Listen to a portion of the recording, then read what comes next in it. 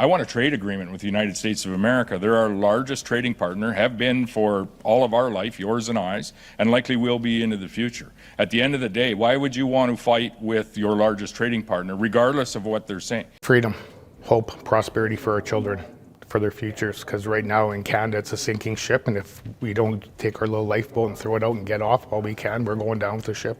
Alberta and Saskatchewan are building stronger economic ties with the United States. At the same time, their political relationship with Ottawa is becoming increasingly hostile. Neither province has left Canada, and neither is joining the United States. The real story is economic. Their largest customer sits directly south of the border, while frustration with Mark Carney and the federal government is pushing more Western Canadians to question whether Ottawa still represents their interests. Is British is quite different because it's very much stronger and it's much angrier. Saskatchewan Premier Scott Moe believes much of the discontent comes from what he says are years of harmful decisions from Ottawa.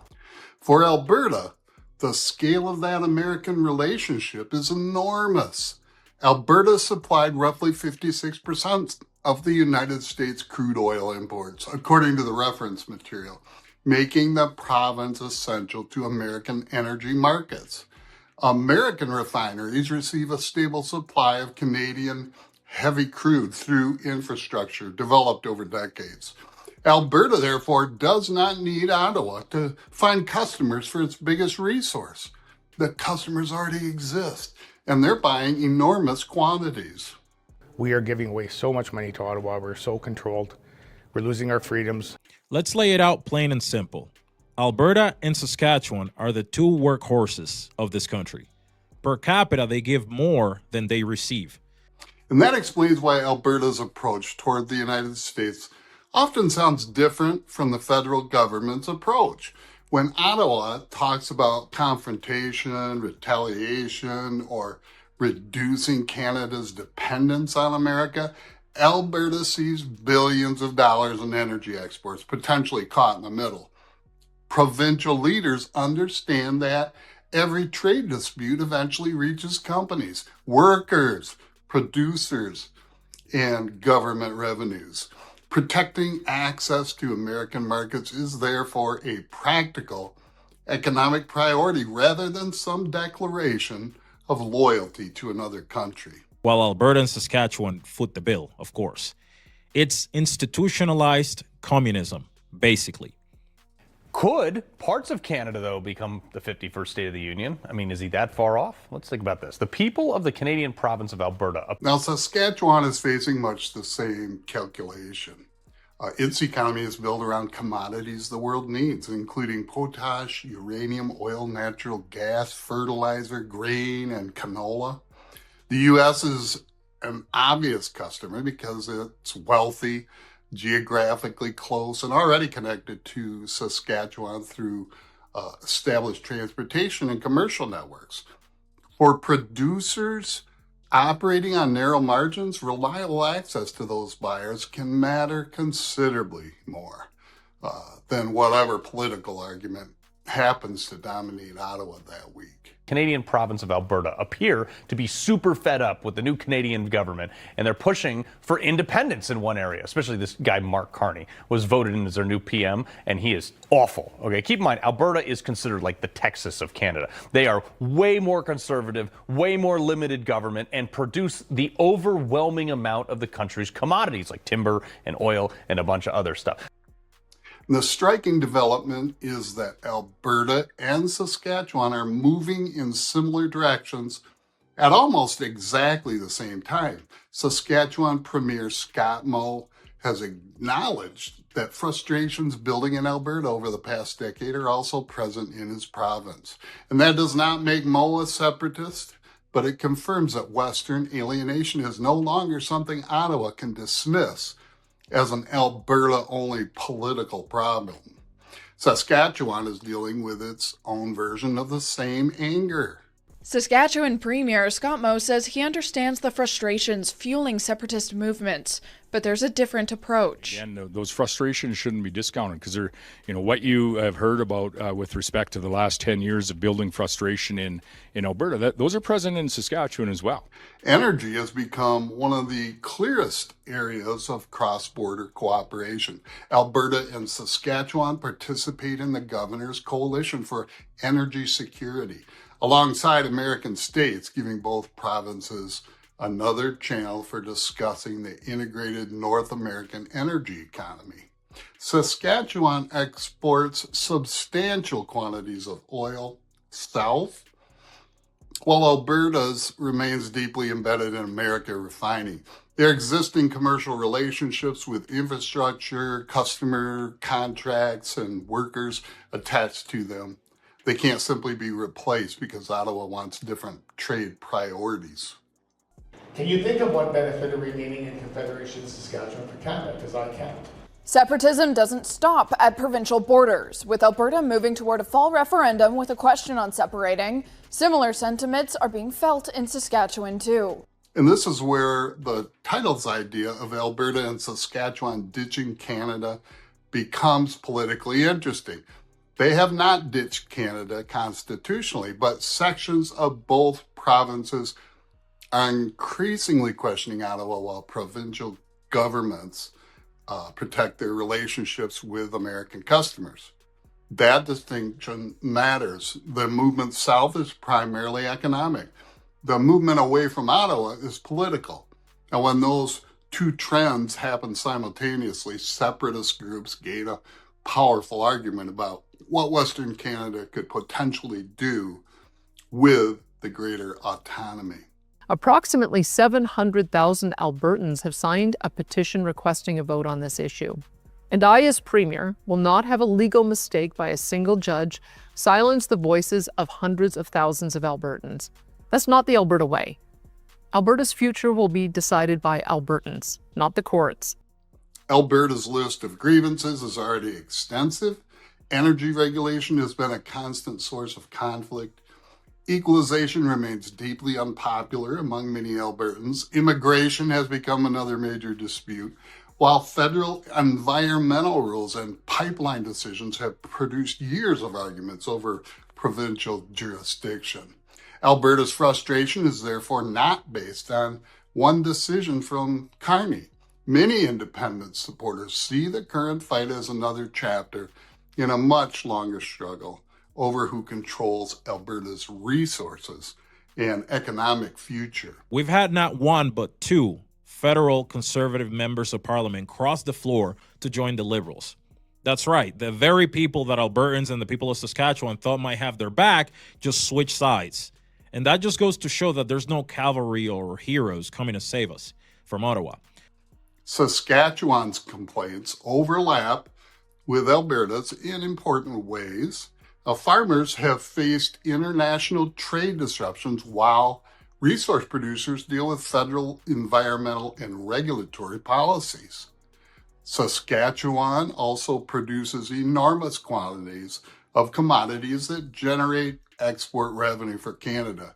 And that creates the same basic political question heard next door. If a province creates valuable resources and already has international customers, how much authority should Ottawa have over the policies determining how those resources are developed, taxed, transported, and sold? And those questions are now being discussed outside traditional political circles. Saskatchewan independence activists have organized town halls around the province with discussions involving equalization, immigration, canola tariffs, Western representation, and provincial control. The Saskatchewan Prosperity Project remains far behind Alberta's independence movement in organization and political influence, but its meetings demonstrate that the subject is no longer confined to Alberta. People are showing up specifically to hear what an independent Saskatchewan might look like. The system is set up to milk Alberta and Saskatchewan dry without giving them a real say. It's basically taxation without representation. The same kind of deal that sparked the American Revolution. And now it's happening right here in modern day Canada. Alberta's independence movement is considerably more developed. Activists are organizing campaigns and trying to convince voters that the province possesses enough economic strength to govern itself. Their argument begins with resources. Alberta has oil, natural gas, agriculture, petrochemicals, established cities, infrastructure, and access to the world's largest consumer economy immediately south. Supporters believe those advantages would give Alberta bargaining power during any future negotiations with Canada, rather than leaving the province economically isolated. And muzzling the voices of hundreds of thousands of Albertans wanting to be heard is unjustifiable in a free and democratic society. It's time to have a vote, understand the will of Albertans on this subject, and move on. None of that means separation would be simple. An independent Alberta would face complicated negotiations involving borders, pipelines, federal debt, pensions, currency, Indigenous treaties, transportation corridors, and access to ports. Saskatchewan would confront many of the same questions. Independence advocates nevertheless argue that difficult negotiations are preferable to remaining indefinitely inside a federal structure they consider unfair. Their case becomes easier to sell when they can point towards enormous existing American demand for Western Canadian resources. And that is why the United States matters so much to this conversation, without either province needing to become American. Alberta does not need to become a U.S. state to sell oil to American refineries. Saskatchewan does not need to surrender its identity to sell potash, fertilizer, uranium, or agriculture products south of the border. The commercial relationship already exists.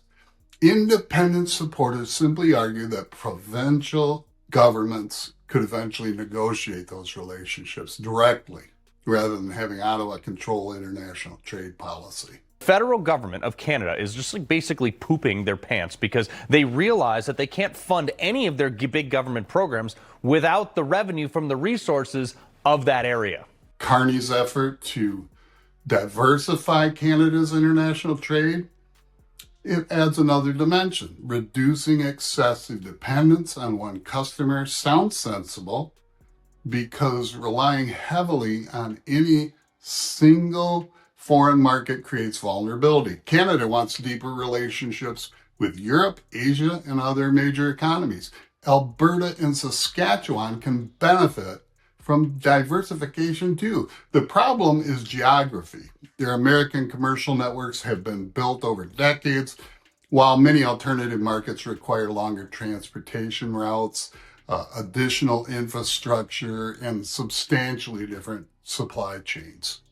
Alberta cannot redirect millions of barrels towards Asia overnight whenever relations with Washington deteriorate. Saskatchewan farmers cannot instantly replace American customers every time tariffs or political tensions appear. Pipelines, railways, highways, refineries, storage facilities, processing plants, and distribution networks determine where products can realistically move. Ottawa can announce diversification strategies, but Western producers still have businesses to operate today. Their existing American relationships therefore remain fundamental regardless of Canada's longer-term international ambitions. For far too long, we've been taken advantage of. We've paid the bills, and we've been treated like second-class citizens. You know, taxation without representation. Two votes in Alberta have the same weight as one vote in Nova Scotia. It's time for that to end. We have unfair representation. We pay the bills, and we're tired of our rights being trampled on, whether that be from COVID to Second Amendment, which we don't have yet, but we're going to fight for that. That difference in priorities can deepen Western frustration. Ottawa may view reducing American dependence as a national strategic objective. Alberta sees American refineries purchasing its oils right now. Saskatchewan sees customers purchasing agriculture products and resources right now. Producers naturally become nervous when political decisions threaten established markets in exchange for promised opportunities elsewhere. The question for Carney is whether diversification can occur without damaging the economic relationships already supporting thousands of West Canadians, businesses, and workers. Now, the political consequences become more serious because Alberta and Saskatchewan increasingly share the same grievances. Ottawa has dealt with Western alienation before, but simultaneous independence discussions across two resource-rich provinces change the calculations. Alberta brings enormous energy production. Saskatchewan brings agriculture, potash, uranium, oil, and other strategic commodities. And together they represent a major portion of Canada's resource economy and provide products that international buyers can't simply ignore. And that gives their political dissatisfaction economic weight. There are only two ingredients for independence, and that's will of the people and international recognition. Albertans will fight for their independence. We will vote for independence, and as soon as we vote for that independence, we need nations like the United States, like our friends. Their relationship with the United States reinforces that leverage. American businesses purchase Western Canadian commodities because those products are useful, competitive, and geographically convenient. And that trade does not depend entirely on whether Ottawa and the provincial governments agree politically. Pipelines continue carrying oil, railways continue moving agricultural products, companies continue signing contracts. This creates an unusual situation where Alberta and Saskatchewan can have worsening political relations with their own federal government while maintaining extremely valuable commercial relationships across an international border. For separatists, this is almost the perfect argument. They can tell voters that Alberta and Saskatchewan already possess resources, established industries, international customers, and major transportation networks. They can then portray Ottawa as the middle layer controlling taxation, regulation, immigration, and international negotiations. And that description leaves out many benefits provinces receive from confederation. But politically, it's powerful because it converts abstract frustration into a simple question about whether Western provinces could manage their own economic affairs. And that's why the Alberta independence movement is only growing. We've got Bill 14 passing, which means Albertans can start collecting signatures for a 2026 referendum. And now Saskatchewan is holding town halls with this Saskatchewan Prosperity Project with hundreds of people showing up, ready to talk about what an independent Saskatchewan could look like. Carney, therefore, cannot solve this problem with one funding announcement or another federal program. The grievances extend across energy, our agriculture, immigration, equalization, regulation, representation, taxation, and constitutional authority. Alberta's government is already demanding significantly greater provincial control, even while officially supporting a united Canada. Saskatchewan's government continues rejecting separatism while acknowledging the frustration behind it. Ottawa has to address the underlying complaints without allowing every disagreement to become another recruiting tool for independence organizations. The danger is that moderate demands can gradually become more radical when people believe negotiations repeatedly fail. Someone who does not support independence today might still support greater control over immigration. Another voter might want more provincial authority over energy. Another might want changes to equalization or federal environmental regulation. If Ottawa rejects each demand, separatists can argue that reform inside Canada is impossible.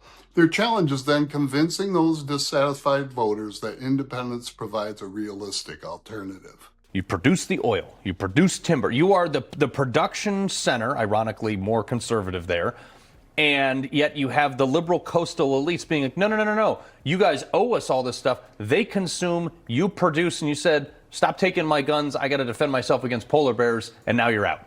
Saskatchewan could become especially important because Alberta independence is much easier for Ottawa to characterize as a uniquely Albertan phenomenon. Once similar organizations begin drawing crowds next door, that explanation becomes harder to maintain. Saskatchewan has its own political culture and economic interests, yet many complaints sound remarkably familiar. Scott Moll's acknowledgement of shared frustrations matters because it confirms that these concerns exist beyond activist groups, even though its government is not campaigning to leave Canada. Alberta and Saskatchewan have not ditched Canada for the United States, but the economic foundation behind that dramatic title is real. Both provinces are deeply connected to American markets while their disputes with Ottawa continue multiplying. If Carney allows that gap to widen, independence advocates will keep asking why provinces that already produce globally valuable resources and already have willing customers need Ottawa controlling so many economic decisions. That's the question Canada now has to answer before Western frustration becomes something much harder to contain.